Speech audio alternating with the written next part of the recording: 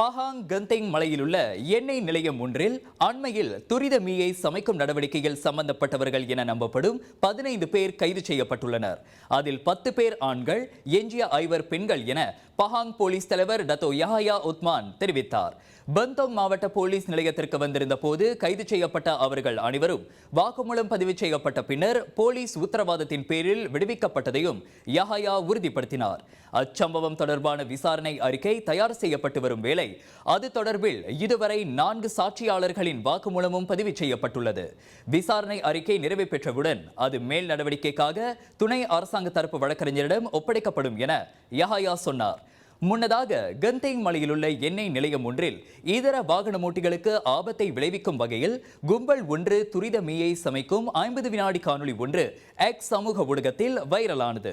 இம்மாதம் 13ஆம் தேதி நிகழ்ந்ததாக நம்பப்படும் அச்சம்பவம் தொடர்பில் மறுநாள் மே 14ஆம் தேதி நண்பகல் மணி 12:35 வாக்கில் போலீசார் புகார் ஒன்றை பெற்றதாக இதற்கு முன் பந்தோங் போலீஸ் தலைவர் சூப்பரிண்டென்டென்ட் ஜைஹா முகமது கஹார் கூறியிருந்தார் என்பதும் குறிப்பிடத்தக்கது.